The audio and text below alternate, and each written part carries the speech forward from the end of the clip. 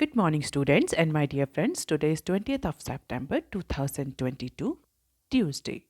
Before starting the lecture, if you want lecture PDF, you can join me on Telegram channel. You can also follow me on other social media platforms. So let's start with today's discussion. Motivation of the day is success is not how high you have climbed, but how you make a positive difference to the world. आज के discussion में हम ये सारे news articles cover करेंगे। तो देख लेते हैं आज का पहला न्यूज़ आर्टिकल, जो कि बिजनेस स्टैंडर्ड के पेज नंबर 1 पर दिया हुआ है, और इसके ही साथ हम पेज नंबर 4 पर दिया हुआ भी एक आर्टिकल कवर करेंगे। तो देख लेते हैं पहला आर्टिकल क्या है। Tighter rules for FPI beneficial owners on anvil. On anvil का मीनिंग होता है in a state of discussion, formation, preparation, formulation, not yet mature but on the stage of deliberation. कोविड-19 के ड्यूरेशन में अगर हम देखें तो एफपीआई एफडीआई को लेकर के बहुत ज़्यादा नॉर्म्स में चेंजेस हुए थे। मोर स्पेसिफिकली चाइना से आने वाला जो एफडीआई था उसको आइडेंटिफाई करने के लिए एक क्लॉज लाया गया था, बेनिफिशियल ओनरशिप क्लॉज, जिसके तहत किसी भी एफडीआई के या किसी भी इन्वेस्टमेंट के जो एक्चुअल बेनिफिशरीज हैं उनको आइडेंटिफाई करना, क्योंकि चाइना से आने वाले एफडीआई को लेकर के कुछ रिस्ट्रिक्शंस लगाए गए थे उस टाइम पर। तो चाइना जो था वो री रूटिंग कर रहा था इन्वेस्टमेंट की। इट मीन्स जो चाइनीज़ इन्वेस्टमेंट थे वो किसी और कंट्रीज़ के थ्रू इंडिया में इन्वेस्ट कर रहे थे, और इसीलिए एफडीआई को लेकर के ये बेनिफिशियल ओनरशिप का नॉर्म आया था।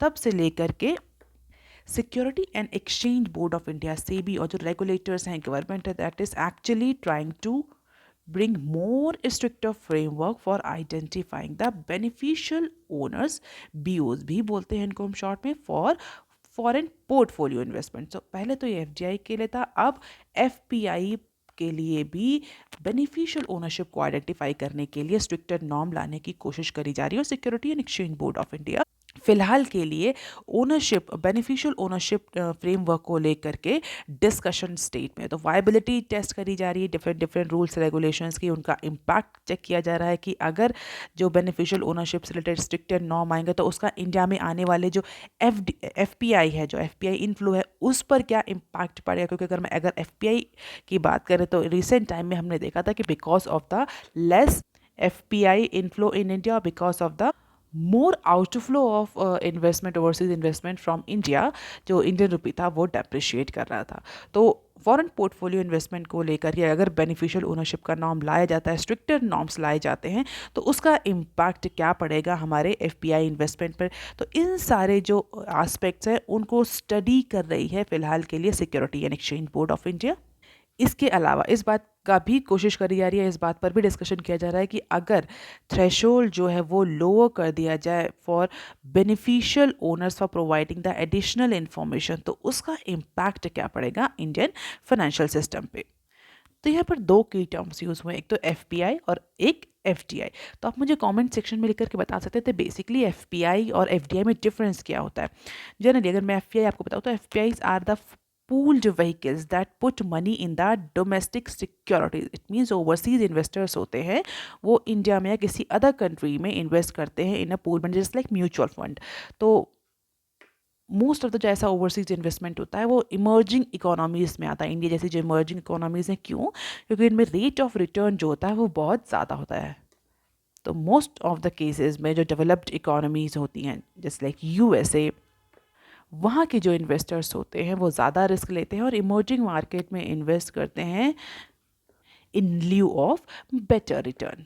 तो उन्हीं इमर्जिंग मार्केट्स के लिए जो इन्वेस्टमेंट होता है, शॉर्ट टर्म इन्वेस्टमेंट होता है, that is called as foreign portfolio investment. तो इनफ्लो एफपीआई मीन्स कंट्री में फॉरेन पोर्टफोलियो इन्वेस्टमेंट कितना आ रहा है, आउटफ्लो मीन्स कंट्री से फॉरेन पोर्टफोलियो इन्वेस्टमेंट दूसरे कंट्री में कितना जा रहा है।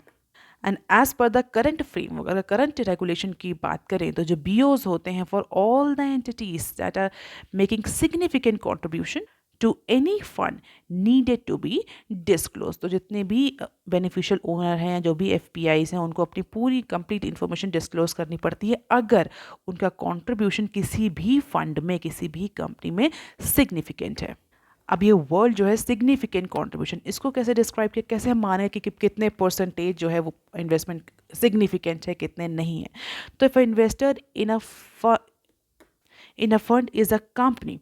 In that case, the threshold limit is 25%. Means अगर 25% तक का इन्वेस्टमेंट है या उससे ज़्यादा का इन्वेस्टमेंट है किसी कंपनी फंड के केस में, तो वो सिग्निफिकेंट इन्वेस्टमेंट, सिग्निफिकेंट कॉन्ट्रीब्यूशन माना जाएगा. And in case it is a fund और the partnership firm, then the threshold limit is 15%. 15% का कॉन्ट्रीब्यूशन या उससे ऊपर का कॉन्ट्रीब्यूशन सिग्निफिकेंट कॉन्ट्रीब्यूशन माना जाएगा. And in any case, if the FPI is domiciled in a high risk jurisdiction, in that case the threshold is 10%. तो अलग अलग इकोनॉमीज के लिए भी on the basis of risk jurisdiction threshold को very किया गया. तो फिलहाल के लिए ये थ्रेशोल्ड लेवल है या ये करंट फ्रेमवर्क है, इसी को मॉडिफाई करने के लिए security and Exchange Board of India सोच रही है कि इस लिमिट को लोअर कर दिया जाए, कि जो 15, 25 और जो 10 की लिमिट है, 10% का जो थ्रेशोल्ड लिमिट लगाएगा, इसको लोअर कर दिया जाए ताकि ज़्यादा से ज़्यादा जो इन्वेस्टमेंट्स हैं या इन्वेस्टर्स हैं या जो बेनिफिशियल ओनर है, उनको आइडेंटिफाई किया जा सके और ये एक्चुअल पता लगाया जा सके कि इंडियन मार्केट में सबसे ज़्यादा डोमिनेंस किस कंट्री का है, किस कंट्री से सबसे ज़्यादा इन्वेस्टमेंट आ रहा है. अभी के लिए जो बेनिफिशियल ओनर्स हैं उनको आइडेंटिफाई करना ज़रूरी होता है, उनको according to the PMLA rules. और फिलहाल के लिए सेबी का पूरा मूड है कि जो ये थ्रेशोल्ड लिमिट है उसको लोअर किया जाए. सो let us see how SEBI will do that. अब देख लेते हैं इसके ही साथ हम एक और आर्टिकल जो कि पेज नंबर 4 पर दिया हुआ है, easier norms for oil and gas exploration on the card. और ऐसा पहली बार नहीं है कि इंडियन गवर्नमेंट या India oil and gas exploration को लेकर के नॉर्म्स को ईजियर कर रहा है. इससे पहले भी एक हेल्प पॉलिसी आई थी, अगर आपको पता हो, हेल्प इनिशिएटिव आया था जिसके तहत गवर्नमेंट ने प्रमोट किया था ऑयल, गैस और एनर्जी रिसोर्सेज के एक्सप्लोरेशन के नॉर्म्स को. अब फिर सेंटर जो गवर्नमेंट जो है वो प्लान कर रही है बहुत सारे मेजर्स को लेने का. किस लिए? For introducing the more facilitating, more attractive norms for oil and gas exploration. तो जिससे कि जो प्राइवेट कंपनीज़ हैं, जो फॉरेन कंपनीज़ हैं, वो इंडिया में इन्वेस्ट कर सके. So centre is planning to expedite the number of measures being introduce to make oil and gas exploration easier for private companies. और इसके तहत जो गवर्नमेंट ने टारगेट सेट किया, government is trying to achieve 1 million square kilometre by 2030. तो 1 million square kilometre का government exploration achieve करना चाहती है बाय 2030. और इसको अचीव करने के लिए डेफिनेटली जो नॉर्म्स हैं उनको ईजी करना ही पड़ेगा, तभी इन्वेस्टमेंट होगा, और इन्वेस्टमेंट होगा तभी एक्सप्लोरेशन होगा ऑयल एंड गैस का. तो ब्लॉक्स के अप्रूवल को लेकर के, क्लियरेंसेस को लेकर के, सेल्फ सर्टिफिकेशन को लेकर के, ऑपरेशनल एरियाज़ को लेकर के बहुत सारी इश्यूज़ में गवर्नमेंट जो है वो नॉर्म्स को ईजी कर रही है. और जो ऊर्जा प्रगति पोर्टल है, इसको किसने लॉन्च किया था? डायरेक्टरेट जनरल ऑफ हाइड्रोकार्बन ने लास्ट ईयर लॉन्च किया था इसी एक्सप्लोरेशन को प्रमोट करने के लिए. तो जो ऊर्जा प्रगति पोर्टल है, ये आप याद रखें, Urja Pragati portal is launch by directorate general of hydrocarbon for promoting the oil exploration, gas exploration in India. तो इस पोर्टल को भी अपग्रेड किया जा रहा है just to facilitate the compliances. So these are the few measures that government are taking in order to promote the oil exploration, gas exploration और energy sufficiency in India.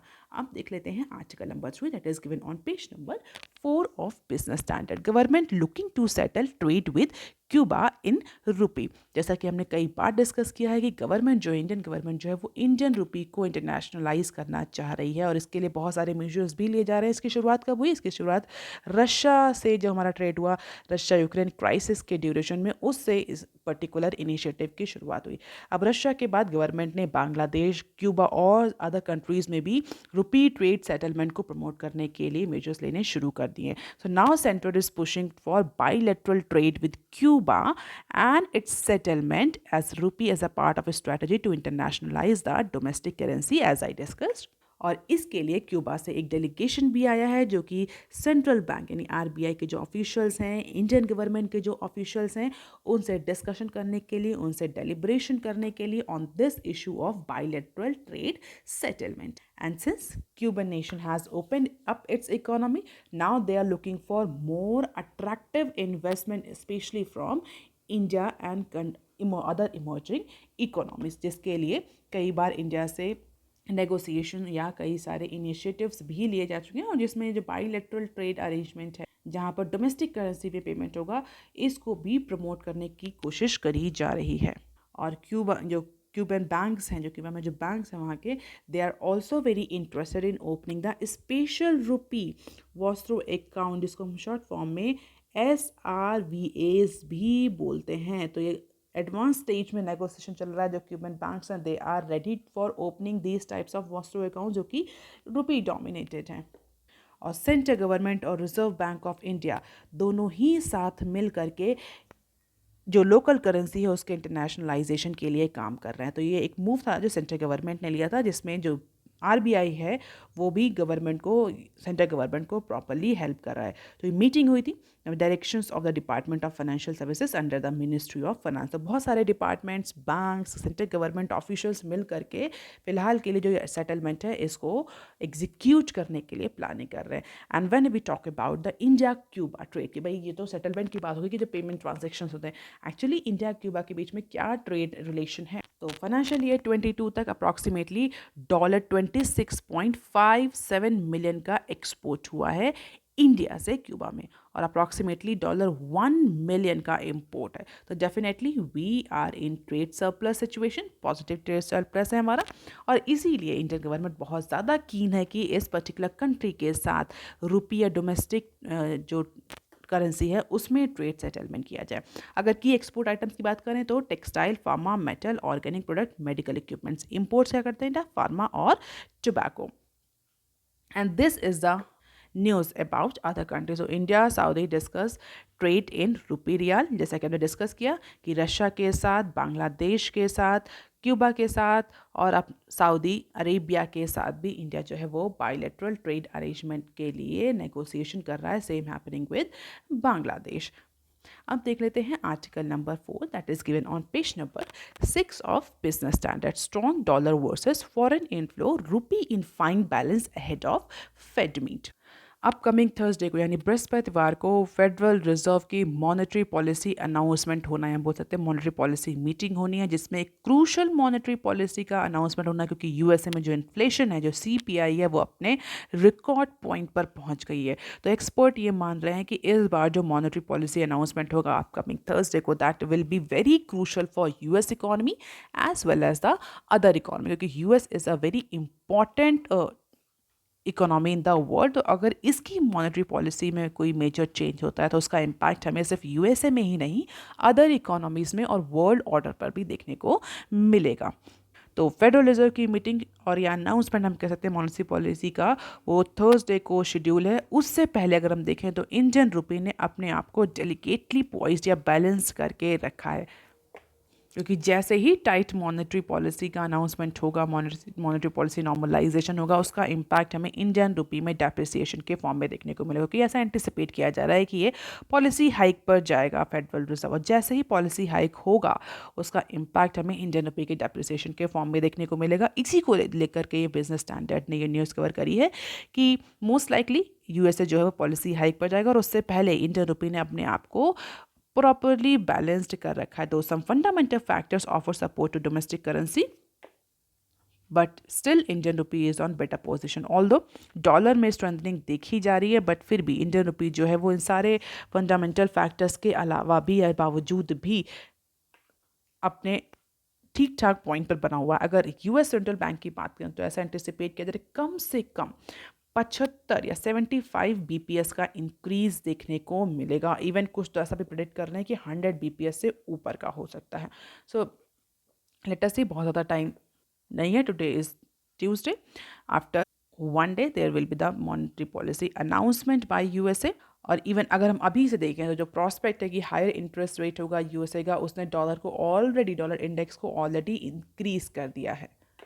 और अगर जुलाई सितंबर का डेटा देखें तो dollar index has strengthened 5%, making that again 20 years fresh high.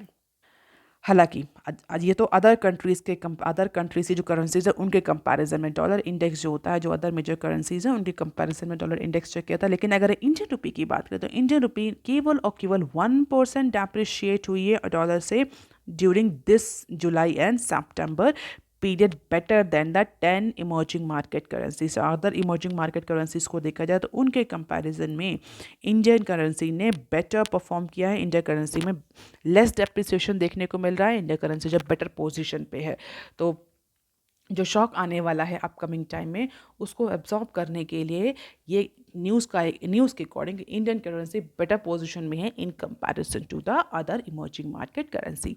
अब देख लेते हैं article number 5 that is given on page number 7 of Business Standard. India to push for reforms of WTO IMF as G20 chair. अगर आप किसी competitive exam की तैयारी कर रहे हैं तो इस बार G20 ग्रुपिंग जो है वो आपके लिए बहुत ज़्यादा इंपॉर्टेंट है। क्यों? क्योंकि India is going to take over the presidency of G20। तो G20 कंट्रीज क्या है आप मुझे कमेंट सेक्शन में लिखकर बता सकते हैं। हालांकि हम कई बार डिस्कस कर चुके हैं। न्यूज़ देख लेते हैं। न्यूज़ क्या है?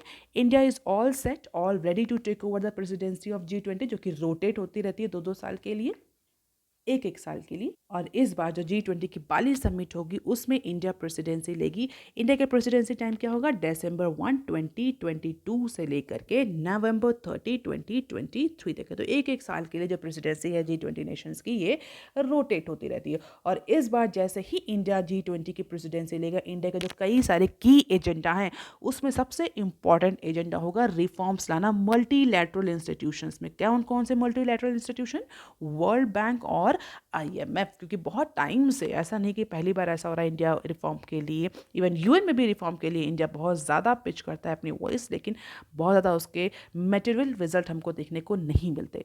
अब क्वेश्चन ये होता है why India want reforms into these multilateral institutions, IMF, whether it is IMF, whether it is WTO और वर्ल्ड बैंक और UN। क्योंकि अगर देखा जाए तो ये जितने भी मल्टीलैटरल इंस्टीट्यूशंस हैं दे आर developed, formulated और established by the developed economies। Western जो इकोनॉमीज़ हैं उन्होंने इन इंस्टीट्यूशंस को फॉर्मुलेट किया। बोल सकते हैं कि उनके ऑर्गेनाइजेशन में, उनके एस्टैब्लिशमेंट में जो डेवलप्ड इकोनॉमीज़ हैं उनका बहुत इंपॉर्टेंट रोल है। मोस्ट ऑफ द टाइम में देखा गया कि जो उनके डिसीजंस होते हैं मल्टीलैटरल इंस्टीट्यूशंस के, दे आर इंक्लाइंड और they are biased towards the developed economies of western economies. जो इमर्जिंग मार्केट्स हैं, थर्ड वर्ल्ड है, under developed, least developed countries हैं, इकोनॉमीज़ हैं, उन पर बहुत ज़्यादा फोकस नहीं होता या उनके लिए अनबायस्ड डिसीजंस होते हैं। और जो ऑर्गेनाइजेशनल स्ट्रक्चर है वो भी अनबायस्ड है। कई सारे कंट्रीज़ को रिप्रेजेंटेशन भी नहीं मिलता है और इसीलिए India world bank, IMF, UN, बहुत सारे जो मल्टीलैटरल इंस्टीट्यूशंस हैं, सिग्निफिकेंट मल्टीलैटरल इंस्टीट्यूशन है, उनमें रिफॉर्म्स के लिए रीट्रेट करता रहता है। हालांकि क्या क्या रिफॉर्म्स की ज़रूरत है हर इंस्टीट्यूशन में उसको हम बहुत ज़्यादा डिटेल में यहाँ डिस्कस नहीं कर सकते, बट मोर और लेस यही होता है कि जो जितने भी सिग्निफिकेंट मल्टीलैटरल इंस्टीट्यूशंस हैं ये they are incline towards the developed economies, most specifically western economies और US। तो इन इंस्टीट्यूशन में रिफॉर्म्स लाना एक प्राइमरी एजेंडा होगा इंडिया के लिए। And the main G20 head of state summit will be held in new Delhi in September 2023। तो India की प्रेसिडेंसी में इंडिया में एक समिट भी होगी जो कि न्यू दिल्ली में होगी September 2023 में। लेकिन इसके अलावा बहुत सारी और मीटिंग्स भी इससे पहले इस पूरे एक साल के टेन्योर में इंडिया में होंगी। तो फिलहाल इंडिया के लिए जो फोकस होगा वो यही होगा कि इन मल्टीलैटरल इंस्टीट्यूशंस को में रिफॉर्म्स लाया जाए। जो ग्लोबल साउथ नेशंस हैं from Africa, Asia, Latin America, उनको प्रॉपर रिप्रेजेंटेशन दिया जाए in comparison to Europe and North American nations. So let us see कि इंडिया का जो ये ऑब्जेक्टिव है कितना सक्सेसफुल होता है। अब देख लेते हैं नेक्स्ट क्लिप जो कि इसी पर्टिकुलर न्यूज़ के साथ ही दिए हुए इंडिया के इंटरनेशनल रिलेशन से रिलेटेड है। देख लेते हैं न्यूज़ क्या है। India, France, Australia trilateral to focus on securing supply chains. Supply chain disruption को लेकर के कोविड-19 में जो प्रॉब्लम आई थी उसके बाद वर्ल्ड ने आइडेंटिफाई कर लिया था कि किसी भी क्राइसिस के सिचुएशन में सप्लाई को स्ट्रॉन्ग करना बहुत इंपॉर्टेंट है। और क्राइसिस जो हैं, पैंडेमिक जो हैं, वो अनअवॉइडेबल हैं, फ्यूचर में भी आएंगी। तो सप्लाई चेन पर अब जो कंट्रीज़ हैं वो बहुत ज़्यादा वर्क कर रहे हैं। अपनी सप्लाई चेन को डाइवर्सिफाई करना, उसको रेजिलिएंट बनाना, लॉजिस्टिक को प्रमोट करना। इसीलिए चाहे वो डोमेस्टिक फोरम में हो चाहे वो इंटरनेशनल फोरम हो, इन सब पर सप्लाई चेन को लेकर के बहुत ज़्यादा डेलिब्रेशंस, नेगोशिएशन और इनिशिएटिव्स लिए जा रहे हैं। तो इसी से रिलेटेड इंडिया, फ्रांस और ऑस्ट्रेलिया तीनों ही कंट्रीज साथ आए। इन्होंने ट्राइलैटरल कोऑपरेशन स्टैब्लिश करने की कोशिश करी है in order to secure the supply chain. तो supply chain all across the categories will be the principal aim for upcoming India, France, Australia trilateral later this week. तो पैंडेमिक के वजह से, रशिया यूक्रेन क्राइसिस की वजह से जो food security और जो कमोडिटीज़ के प्राइसेस इंक्रीज हो रहे हैं, फूड सिक्योरिटी की जो इश्यूज आ रहे हैं, जो चैलेंजेस आ रहे हैं, उनको ओवरकम करने के लिए तीनों ही जो कंट्रीज हैं, जिनका ट्राइलेटरल्स हैं, they are going to meet next week. और इस वीक में, इस मीटिंग में बेसिकली सप्लाई चेन को स्ट्रॉन्ग करना, सप्लाई चेन को सिक्योर करना एक इम्पॉर्टेंट प्रायोरिटी रहेगी इन तीनों ही कंट्रीज़ की।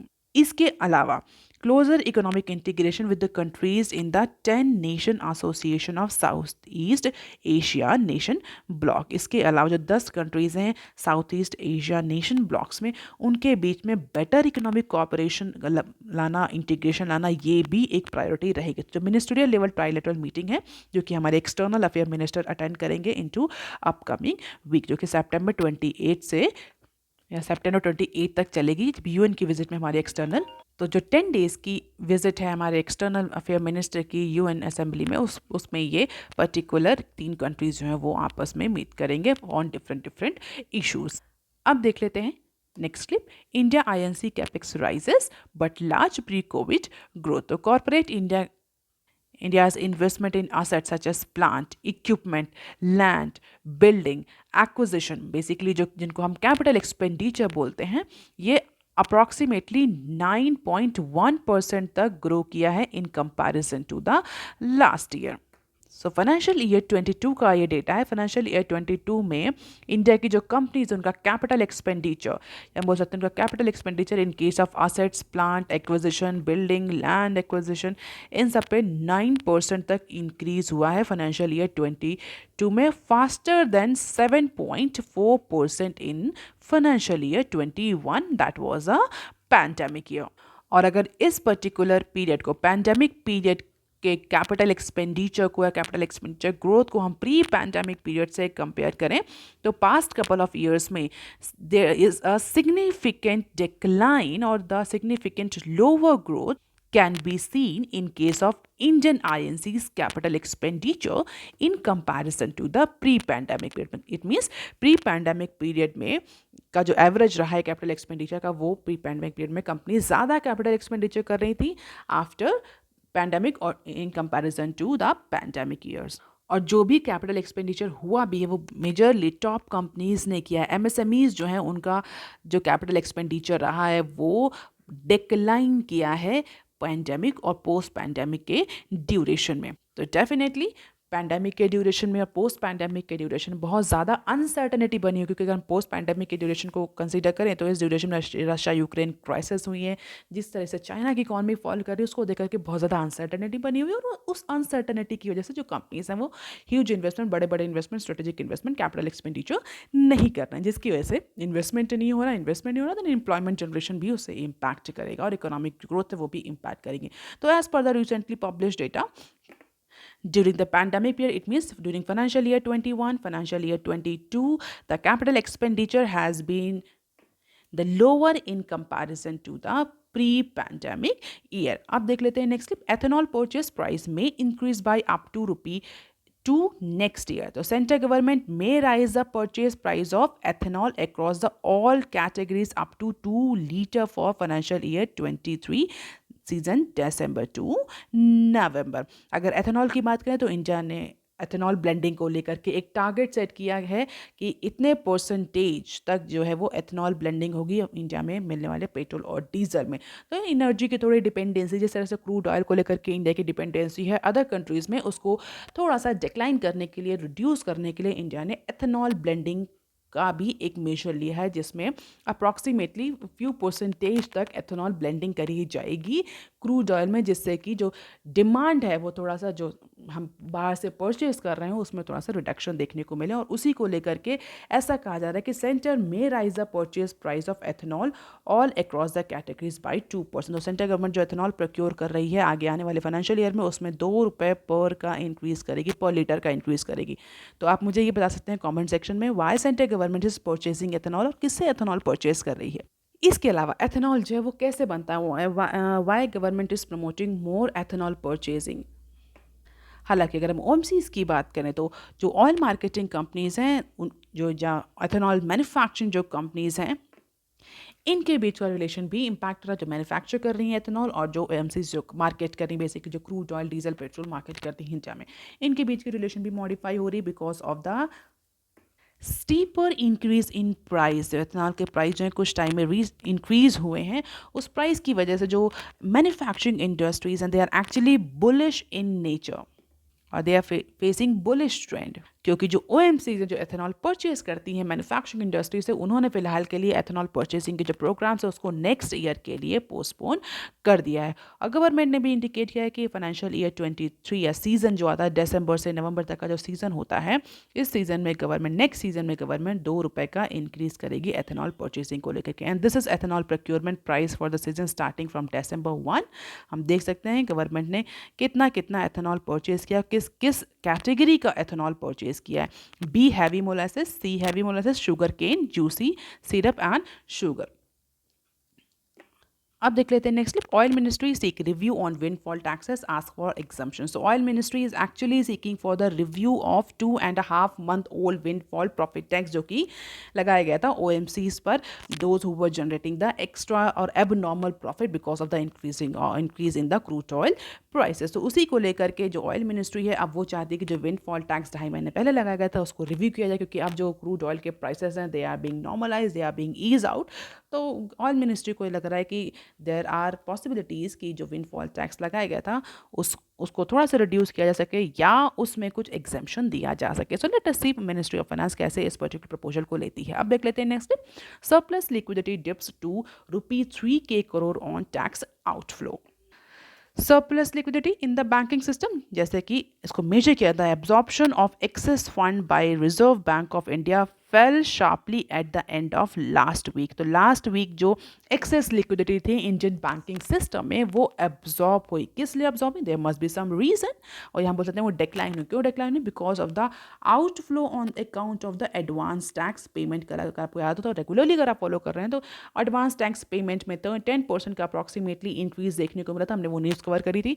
तो because of this advance tax payment by tax payers, जो बैंकिंग सिस्टम में जो एक्सेस लिक्विडिटी थी अप्रॉक्सीमेटली ₹3K crore की, वो एब्जॉर्ब हो गई, क्योंकि मोस्ट ऑफ द जो टैक्स पेयर्स हैं उन्होंने उसमें एडवांस टैक्स पेमेंट कर दिया as per the RBI data. So according to RBI data on liquidity absorbed by central bank on September 16 is approximately ₹3K crore, much lower than the average, that is ₹56K crore in the preceding 4 days of the week। तो generally जो RBI करता है access liquidity absorption, अगर हम देखें कि इस duration में, जो इससे पहले जो आरबीआई का एब्जॉर्प्शन की जो कैपेसिटी थी, जो एवरेज एब्जॉर्प्शन था वो अप्रॉक्सीमेटली 56K था, और एडवांस टैक्स पेमेंट की वजह से ऑलरेडी बैंकिंग सिस्टम में लिक्विडिटी डाउन चली थी, तो रिजर्व बैंक ऑफ इंडिया ने केवल ₹3K crore का ही लिक्विडिटी एब्जॉर्प्शन किया। तो average absorption of fund by RBI so far in the September is up being approximately 1.13 trillion। क्योंकि अगर अब सितंबर तक के डेटा को देखें इस ईयर का, कैलेंडर ईयर का, तो सितंबर तक अभी तक reserve Bank of India approximately 1.13 trillion की लिक्विडिटी एब्जॉर्ब कर चुका है इंडियन बैंकिंग सिस्टम से, जो कि पिछले साल इसी टाइम पीरियड में अप्रॉक्सीमेटली 1.2 ट्रिलियन थी। Reason behind this lower liquidity absorption for the month of September? Simple, advance tax payment and less liquidity in the Indian banking system। अब देख लेते हैं next clip. Global race to hike rate tilt economies towards recession. जिस तरीके से USA और emerging economies और other economies inflation की सिचुएशन को फेस कर रही हैं, और इन्फ्लेशन को टैकल करने के लिए जैसे ही हर इकोनॉमी के जो सेंट्रल बैंक्स हैं वो पॉलिसी रेट हाइक पर जा रहे हैं, उसको देखते हुए एक्सपर्ट्स का ये मानना है कि जो वर्ल्ड इकोनॉमी है वो रिसेशन की तरफ जा रही है। अप्रॉक्सीमेटली 20 सेंट्रल बैंक जो है उन्होंने लास्ट क्वार्टर में अपने पॉलिसी रेट हाइक किए हैं, या पॉलिसी जो टिल्ट है वो उनका नॉर्मलाइजेशन की तरफ है, टाइटनिंग की तरफ है। उसको देखते हुए जितनी भी इकोनॉमीज हैं they are moving towards the recession, क्योंकि जैसे ही पॉलिसी रेट हाइक होगा पैंडेमिक के बाद, ऑलरेडी पैंडेमिक के ड्यूरेशन में इकोनॉमीज जो थी वो रिसेशन की सिचुएशन में चल रही थी, पॉलिसी रेट हाइक जो है वो ग्रोथ को और ज़्यादा इम्पैक्ट करेगा by reducing the fund availability, by reducing the demand in the economy. तो ऐसा मानना है एक्सपर्ट का। So that is all for today, students. If you want lecture PDF, you can join my Telegram channel. You can also follow me on other social media platforms. If you have any query and suggestion, you can write on comment section below. Please like, share and subscribe. Thank you.